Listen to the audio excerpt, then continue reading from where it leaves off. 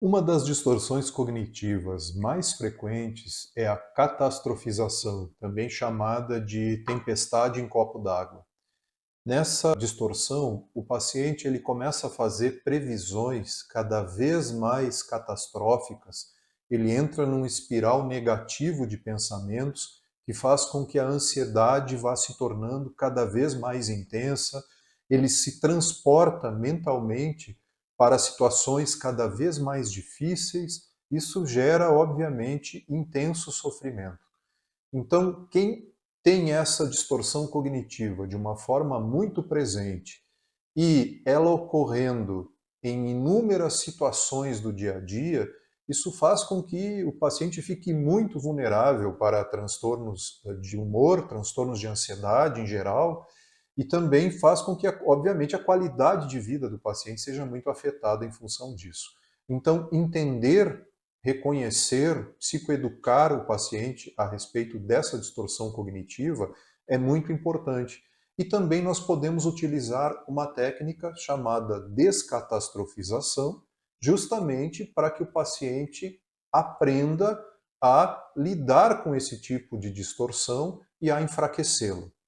Então, nós vamos utilizar o exemplo aqui de uma paciente chamada Laura, de 24 anos, e o terapeuta aplicou essa técnica de descatastrofização, tendo como exemplo, para aplicação da técnica, uma situação do passado da Laura, que no caso foi o trabalho de conclusão de curso dela na faculdade, e em geral nós escolhemos uma situação do passado para iniciar a aplicação dessa técnica, que não pode ser uma situação onde o paciente ficou pouco ansioso ou que ele lidou bem, e também não pode ser uma situação muito grave, que ele paralisou, que ele não conseguiu enfrentar, que ele teve uma crise de pânico diante disso, por exemplo.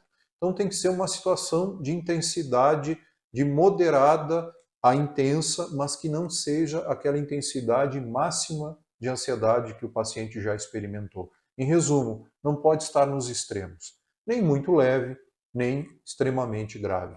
Essa situação irá servir como pano de fundo para a aplicação da técnica. Então é importante que o terapeuta tenha conhecimento de como foi essa situação na vida do paciente. Antes de propor a técnica, o terapeuta deve solicitar ao paciente para que ele conte essa situação, fale dessa situação e, a partir disso, entre várias outras que o paciente terá narrado durante a terapia, o terapeuta irá escolher, propor ao paciente esta situação como pano de fundo para a técnica, que depois nós vamos ver poderá se generalizar para várias outras situações geradoras de ansiedade e de catastrofização nesse paciente. Laura, você me falou sobre algumas situações do seu passado que fizeram você sofrer muito de ansiedade. Foram muitas situações, mas eu sugiro que falemos um pouco mais sobre uma delas, que não seja nem muito intensa nem muito leve. Ok, são tantas. Tem uma que talvez sirva melhor para que nós possamos tratar daquela distorção que já comentamos, que aparece muito no seu pensamento quando está ansiosa, a catastrofização. Você apresentou e entregou o seu trabalho de conclusão da faculdade no ano passado. Pode ser essa situação? Nem me fale. Eu quase morri, nunca mais quero passar por isso. Só não larguei tudo e abandonei a faculdade por medo da reação do meu pai. A minha mãe acho que até ia entender, porque viu de perto o estado em que eu fiquei. Só em ver a sua reação ao falar sobre isso, eu percebo o quanto esse período foi difícil, mas você vai precisar se lembrar um pouco mais daqueles momentos agora. Tente se recordar de como você estava um mês antes da entrega do trabalho. Eu já estava desesperada, achava que não ia conseguir. Tentava escrever e não saía nada. Ficava pensando no que ia acontecer e como eu ia ser destruída na banca examinadora, com aquele trabalho que nem eu conseguia entender. O meu namorado brigava comigo, dizia que eu estava ficando louca. Estou entendendo. Quanto tempo do seu dia você pensava nesse problema, um mês antes do final do trabalho? praticamente o tempo todo, só não pensava enquanto dormia. No resto do tempo, isso ficava me atormentando. Se você pudesse dar uma nota de 0 a 10 para o seu nível de estresse, naquele momento, qual seria? Acho que seria 9, só não dou 10 porque sei que tem coisas piores na vida. Ok. Agora vamos para uma semana antes da apresentação do trabalho. Quantas horas do dia você ficava pensando nesse assunto? 24 horas por dia. Nesse ponto eu já nem dormia mais. Cada colega com quem eu falava a coisa piorava, eu ficava pensando que o trabalho delas estava muito melhor do que o meu. Nesse momento, o paciente pode estender a técnica até o dia da apresentação, passando por 2 dias antes, 24 horas antes, a noite que antecedeu, a manhã que antecedeu a apresentação, como o paciente acordou. Então, avaliar os sentimentos, as previsões, as reações fisiológicas que acompanharam o paciente até o momento da apresentação do trabalho de curso, para que fique bem evidente o grau de sofrimento que isso acarretou para a paciente, no caso, a Laura, até o momento da apresentação e às vezes até durante a apresentação e logo após a apresentação também. Podem ser incluídos esses momentos nesta etapa da técnica, onde terapeuta e paciente fazem esse levantamento, esse esquadrinhamento de todos os sofrimentos, todas as angústias, todas as previsões, todas as reações fisiológicas, as noites mal dormidas, as situações envolvendo outras pessoas que perceberam o sofrimento do paciente. Ok, agora que você lembrou o grau de sofrimento com o trabalho ao longo de um mês, vamos lembrar do que aconteceu depois. Vou fazer algumas perguntas e gostaria que você respondesse de forma bem objetiva, certo? Se você quiser voltar a aprofundar algum tópico, poderemos fazer isso logo depois. Ok? Quantas vezes por semana você pensa no trabalho de conclusão de curso, nos dias de hoje? Bom, acho que nenhuma. Isso já passou. Ok, você pensava 24 horas por dia nesse trabalho e não dormia por causa dele. Quantas horas por dia você pensou nesse trabalho, nesta última semana fora desta sessão? Nenhuma. De 0 a 10, qual o nível de sofrimento que o trabalho de conclusão provoca na sua vida, nos dias de hoje? Hoje? Bom, talvez 1 ou 2. De vez em quando eu lembro disso. Ok, quantas pessoas que são importantes para você perguntaram sobre o seu trabalho de conclusão, nesta semana? Nenhuma. Quantas pessoas, no seu trabalho, perguntaram alguma coisa sobre como foi o seu trabalho de conclusão? Nenhuma. Você me contou que fez um treinamento com aprendizes, na empresa em que trabalha. Algum dos aprendizes lhe perguntou sobre o seu trabalho de conclusão? Na verdade, não. Ninguém nunca tocou nesse assunto desde que eu me formei. Nós vimos que a sua nota no trabalho de conclusão não foi tão boa. Qual o prejuízo que isso trouxe para a sua vida profissional, nos dias de hoje? Não me perguntaram sobre isso na entrevista de seleção. Então acho que não me prejudicou. Não estou querendo com isso tirar toda a importância do trabalho de conclusão, e sim entender se houve algum sofrimento excessivo em torno dele. Você disse que o grau de sofrimento foi de 9 a 10 durante 2 meses antes do trabalho, praticamente todos os dias.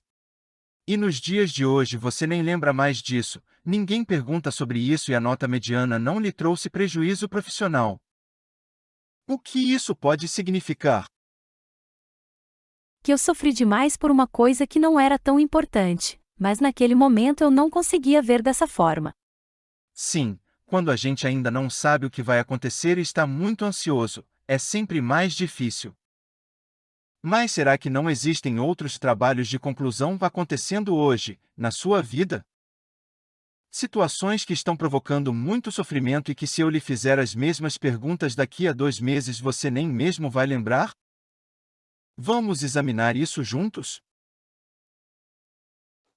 É muito importante essa analogia que o terapeuta fez com o trabalho de conclusão dos dias de hoje.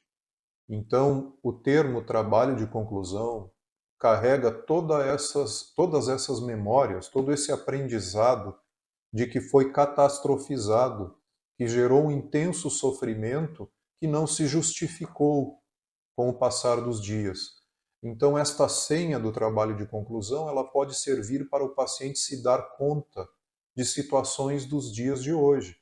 Eu vou passar a minha vida trocando de trabalho de conclusão, sempre sofrendo por situações que depois se resolvem, que depois não se mostram tão comprometedoras, tão cruciais para a minha vida como eu imaginei que elas seriam.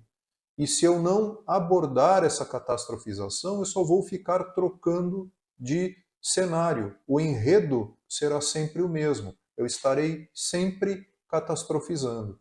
Então a gente tem que ter um cuidado para empatizar com o paciente, para não demonstrar ou não dar a entender que nós estamos minimizando o sofrimento dele, ou como se fosse uma coisa muito simples, muito fácil não catastrofizar. Então nós temos que ter cuidado, temos que mostrar que é uma distorção que acontece com todas as pessoas, todos nós, por mais racionais que nós sejamos, nós vamos catastrofizar, mas pode ocorrer uma variação de intensidade, de frequência. Essa distorção ocupa um papel relevante, de destaque na forma como ele interpreta os eventos. E isso está cobrando um preço muito alto do ponto de vista emocional. Então, identificar esta distorção e usar esse aprendizado da técnica para novas situações que se apresentam na minha vida pode ter um impacto significativo sobre a ansiedade, sobre a angústia, sobre reações fisiológicas que o paciente tem. Uma outra técnica que pode ser associada a esta é muito parecida, mas usa um componente mais metafórico, mais lúdico, é a máquina do tempo.